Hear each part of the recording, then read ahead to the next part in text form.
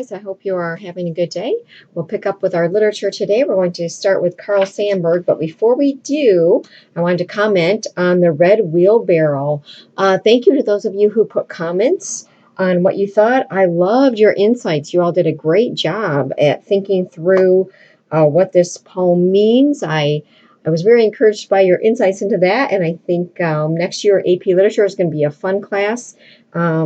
But the red wheelbarrow, so much depends upon a red wheelbarrow glazed with rainwater beside the white chickens. The beautiful thing about poetry is that you can make your own interpretation from the poem. But here is what I think, all right, is that he is just taking an ordinary, everyday object, a red wheelbarrow, right? Nothing important, nothing special about it, and saying that so much depends on that ordinary, everyday object on the farm. A wheelbarrow is a very important object, and so there's so much depending on that object, but it's just very ordinary, right? This wheelbarrow, rainwater in it, and white chickens, just very ordinary things, but the beauty in the everyday and in the ordinary, and how even those things can be important. Some of you went even deeper than that. I'd love to see you thinking like that. So good job on that. All right, let's get to Carl Sandburg. Carl Sandburg was born in 1878. He became very famous for his biography of Abraham Lincoln. He loved Abraham Lincoln just like Walt Whitman did. And so he loved him so much, actually, he studied his life for over 30 years. And he spent 8 years writing a 6-volume biography about Abraham Lincoln. But he was a big influence on American poetry.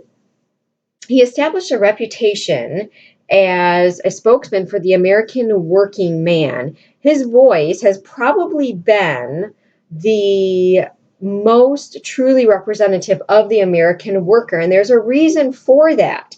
As a young man, he roamed the Midwest and worked at whatever jobs that he could find. So he was a dishwasher, a newspaper boy, a milkman, a wheat harvester, a salesman, a janitor, a house painter, a stagehand, all these different things. And all those jobs gave him that firsthand knowledge about what it was like for the common people, what it was like to just be a common everyday laborer. And so that gave him that firsthand knowledge that he was later able to write about very successfully. When he was still a teenager, he decided that he wanted to be a writer, and he told his sister, he's like, I'm going to be a writer. If I can't be a writer, then I'll be a hobo. Well, what was ironic is that he had already been a hobo wandering the Midwest, working at whatever jobs he could. And then later, he would become a writer, which was interesting. He even worked for a while in the local fire department. He did attend college for 4 years, but he did not receive a degree, interestingly enough. So as he started writing poetry, he used a new and very unconventional style. He didn't show any regard for rhyme or meter, and he shocked readers. Now, the free verse thing, that wasn't new. Remember, Walt Whitman used free verse, so that wasn't new. But Sandburg is kind of responsible for making it more popular with the general public. And some of his content was uninhibited and had a slang in it, which was kind of a new thing for poetry. Well, then during the 1920s, he began turning away from poetry and writing more turning towards biography and folk literature. And so this is when the part of his life when he wrote this 6-volume biography about Abraham Lincoln, which is still remains a classic account of our 16th president. By the time he published the last volume of that, he was a well-known, familiar, well-loved public figure. He would go places and give readings of his poetry, but not everyone loved him. Okay, some of the more classic writers like E.A. Robinson and Robert Frost did not care for his style. They did not like the free verse style, and so to them it didn't seem very poetic. He also, in his poems, he liked to use them kind of as a vehicle for his socialistic views and the things that he saw in society, and sometimes his propagandist views, like what he wanted to get across, kind of overshadowed the artistry because he used them kind of as ways to get across what he felt about society and different people. But he has been called the laureate of industrial America because of his focus on the common laborer and the industrial side of America. But his moral values, view of man, that kind of thing are not, unfortunately, are not in line with what the Christian view would be. But there are still some poems that we can appreciate by him. The first one we're going to look at is called Chicago. It was published in 1914. Notice that he kind of breaks with using poetic words in here. We see words that you wouldn't normally expect to see in a poem, right? Kind of raw, slang, uninhibited type thing. You'll see that as we look at this poem. And here's something interestingly that he wrote to a friend about Chicago. The truth is it, meaning Chicago, is a good place for a poet to get his head knocked when he needs it. In fact, it's so good a place for a healthy man who wants to watch the biggest, most intense, brutal, and complicated game in the world. The game by which the world gets fed and clothed. The method of control, the economics and the waste. So good a place it is from this viewpoint that I think you will like it.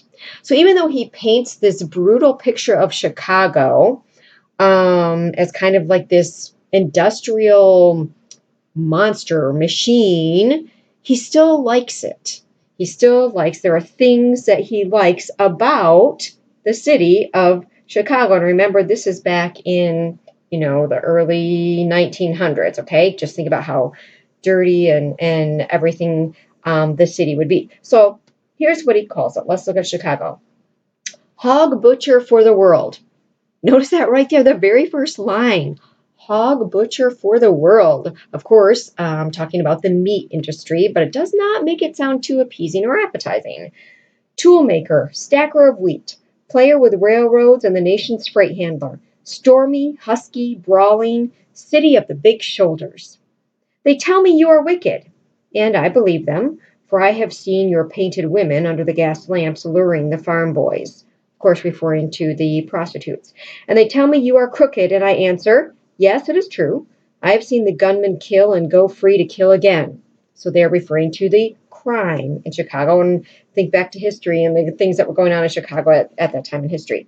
And they tell me you are brutal, and my reply is, on the faces of women and children, I have seen the marks of wanton hunger. And having answered so, I am turned once more to those who sneer at this my city, and I give them back the sneer and say to them, come and show me another city with lifted heads, singing so proud to be alive, and coarse and strong and cunning. Flinging magnetic curses amid the toil of piling job on job. Here is a tall, bold slugger set vivid against the little soft cities. Fierce as a dog with tongue lapping for action, cunning as a savage pitted against the wilderness, bareheaded, shoveling, wrecking, planning, building, breaking, rebuilding. Under the smoke, dust over all his mouth, laughing with white teeth. Under the terrible burden of destiny, laughing as a young man laughs, laughing even as an ignorant fighter laughs who has never lost a battle. Bragging and laughing that under his wrist is the pulse, and under his ribs the heart of the people, laughing the stormy, husky, brawling laughter of youth, half naked, sweating, proud to be hog butcher, toolmaker, stacker of wheat, player with the railroads, and freight handler to the nation. So notice, yes, he admits Chicago's not perfect. It has its problems, but it's a great city. Why does he love the city? Because he thinks it's magnificent and strong and hardworking. Right? What literary device does he use there when he says, under the smoke, dust all over his mouth, laughing with white teeth? Do you know what it is? I hope you said personification, right? Making the city, giving it human characteristics. All right, the next one that we'll look at is called Fog. So in this one here, notice kind of the imagistic nature of this poem, right? Remember, the imagist tried to say things with very, very few words, very condensed. And he's using a figurative comparison in here called animism. Animism is when you attribute a soul to plants or things or natural phenomena, like lightning or thunder or something. So see if you can figure out what is the animism in here. The fog comes on little cat feet. It sits looking over harbor and city on silent haunches and then moves on. All right, what is the animism? He's comparing the fog to a cat, right? So he's giving kind of this soul, this being to the fog, comparing it to a cat. And if you've ever seen a cat, if you have a cat, you know that sometimes they do just like sit silently and stare at you. And then they just, when they feel like it, they get up and they move on. And that's how he feels about fog. All right. Then the last one we'll look at him is called Grass, a very elusive poem, meaning illusion. Okay. So this poem, I want to see if you can figure out what the irony is of this poem. And while I read it, see if you can figure it out. But the head note there kind of gives us some background, will help you to understand the poem. So he mentions Austerlitz and Waterloo and Gettysburg and Ypres and Verdun. He mentions all these places. So it would help you to know what those places were in order for you to understand the poem. So Austerlitz was a Czechoslovakian setting of one of Napoleon's greatest victories. Waterloo was where Napoleon met his final defeat. Gettysburg, of course, was where the Confederate Army had that major defeat in 1863. And then Ypres and Verdun were in Belgium and France, where the battlefields were some of the fiercest battles were fought during World War I. At Verdun, nearly 1 million troops died. At Ypres, I don't even know if I'm saying that right, but some 300,000 Allied soldiers died. So all of these battlefields that he mentions, they have huge cemeteries. So that's important for you to know to understand the poem. Okay, so let's look at the poem. Pile the bodies high at Austerlitz and Waterloo. Shovel them under and let me work. I am the grass. I cover all. And pile them high at Gettysburg and pile them high at Ypres and Verdun. Shovel them under and let me work. 2 years, 10 years. And passengers ask the conductor, what place is this? Where are we now? I am the grass. Let me work. All right, so who is the speaker of the poem? The speaker is the grass, right? Okay, what is the irony or the ironic thing about this poem? Did you figure it out? Did you catch it? Well, the irony is that the grass, which covers everything, right? The grass is like, come on, dump all your bodies here and let me do my work. The grass is eventually going to grow over all these graves and cover them all up, right? So the grass, which covers everything, is going to remove the scars of war from the earth, right? And then people's minds then tend to forget what they don't see. So the grass covers everything, removes the scars of war from the earth, and then from people's minds so that they soon forget what they no longer see. And that's what he means by this. People coming by and say, oh, what place is this? What happened here? Where are we? Because the grass has covered it all up, and we forget the terrible, horrible things that happened there. All right, the next person, I wrote the irony on the screen for you. The grass which covers all removes the scars of war, so you can get that. All right, let's talk about E.E. Cummings. E.E. Cummings, he was a painter, a poet, a novelist, a playwright, very interesting poet. Some people don't like him because they don't like his style. And you'll see as we look at it, and you can kind of make your own opinion about whether you like his style or whether you don't. He was very, very experimental, and that's what he's remembered for, his poetic experimentation with capitalization, punctuation, location of words and letters. He experimented with all kinds of things, and he has never been imitated. No one has ever yet been able to successfully imitate his style, which just tells you how unique it is to him. But he was a very, very strong believer in the individual. He didn't like any type of modern conventions that would threaten individuality. Social institutions like marriage he frowned upon because that kind of takes away your individualism, your individuality. He was very satiric in some of his writings. He would ridicule materialism and anything that would threaten individuality, and thought that everyone should have just complete freedom to be who they wanted to be and do what they wanted to do. It's kind of ironic, though, that he was the son of a Harvard professor of English and social ethics. And then he himself, Cummings, graduated from Harvard in 1916 with a master's degree in English and classical studies, which is funny because in his poems, to me, it's just ironic because he kind of ignores all grammar rules and conventions in his poetry.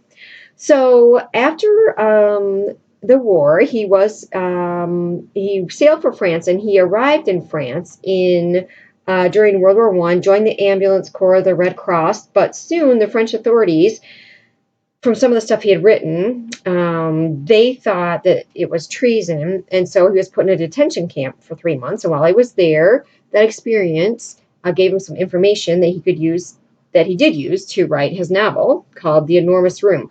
But after the war was over and he was released, he stayed in Paris, lived there for a while studying art, and became friends with some of the artists who were living there. Some of the expatriates, McLeish and Ezra Pound, Picasso, the artist, and he became friends with them. And they influenced his works. He did come back to the United States in 1924, and when he did, found that he was already famous for his novel, The Enormous Room, and for his first book of poetry that he wrote. He did not like modern conveniences at all. So he didn't have electricity in his home. He hated radio. He hated television. He didn't like packaged food. He called it Battle Creek seaweed. So he didn't like these modern conveniences. He loved poetry. And what he tries to do with his poem, he tries to shock you, because at first glance, you might look at it and say, what is going on? But what he's trying to do is to get your attention. He wants to shock the reader into seeing something familiar in a new way. And so he breaks the traditional rules of grammar and mechanics and typography so that you as a reader can explore kind of new possibilities of meaning and seeing things in a new way. More than anything, though, about Cummings, we want to remember that he elevated the individual and he wanted complete freedom for all people. And so we can appreciate the role he played in shaping modern poetry, and we can enjoy some of his works, but of course we do not condone his view of the world.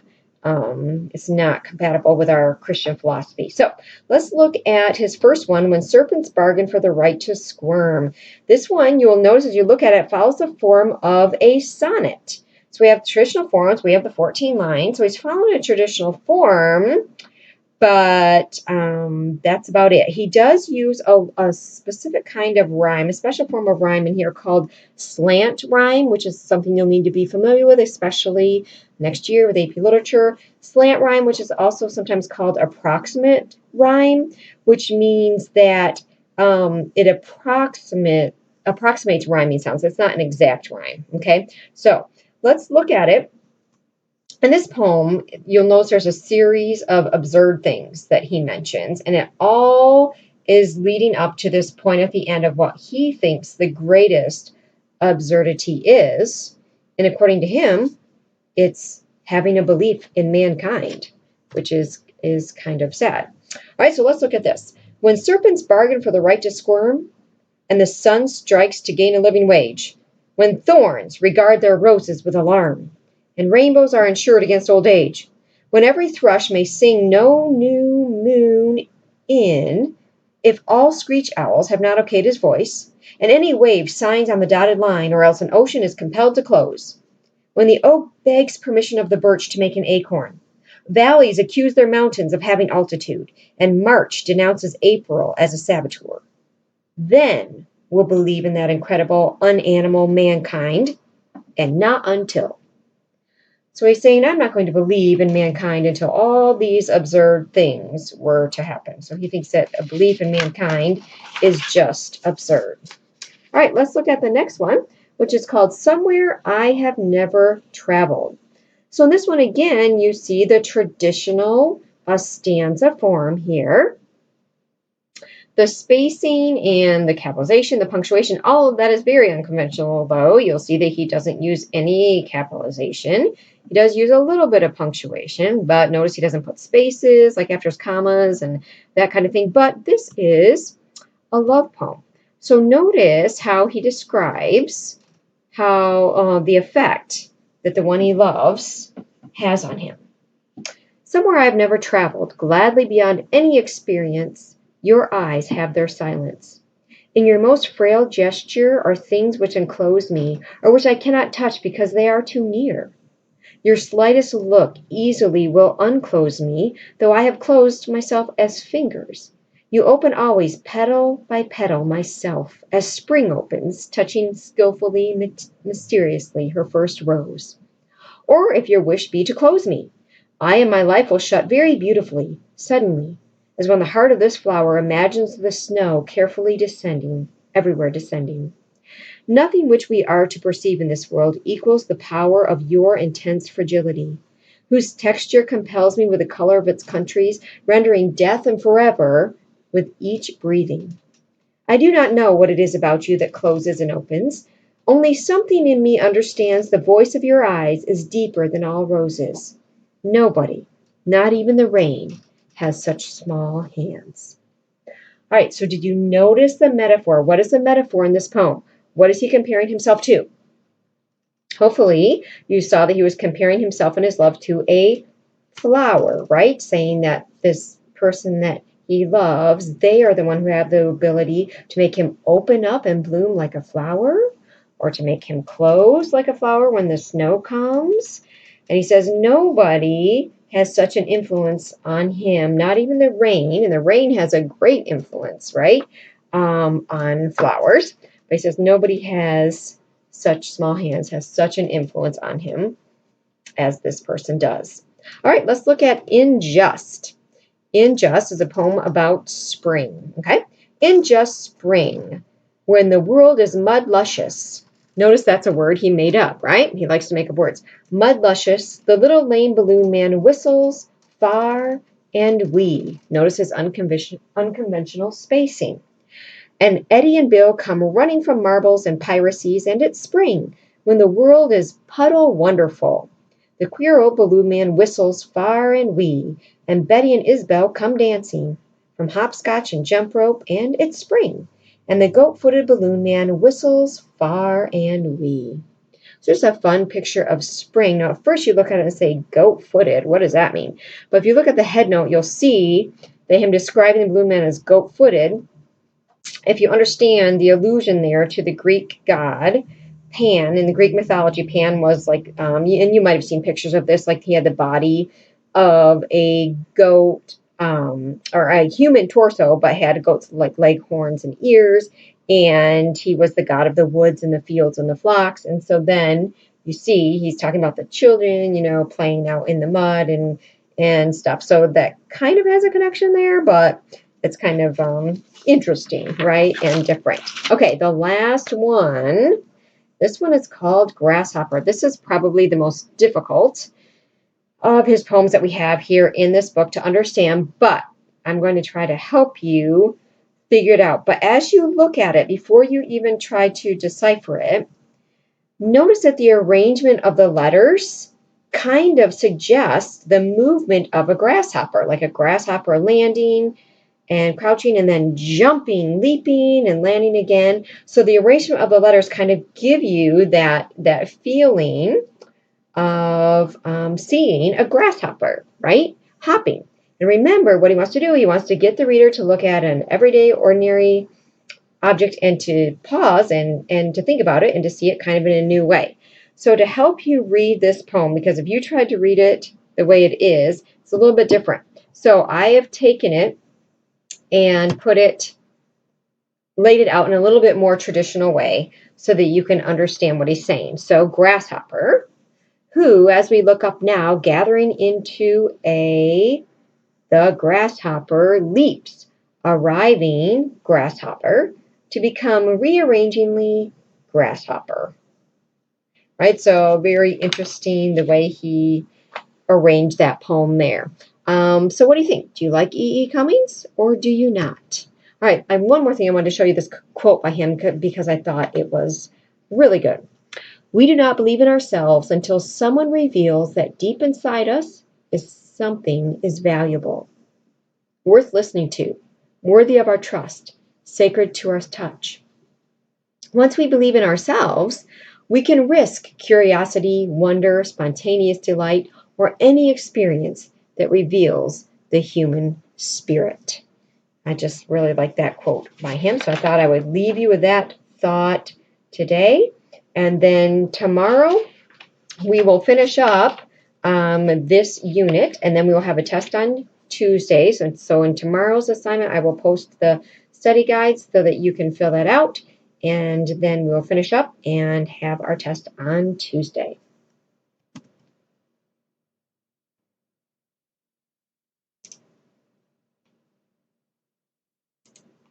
All right, Zach, what do you need?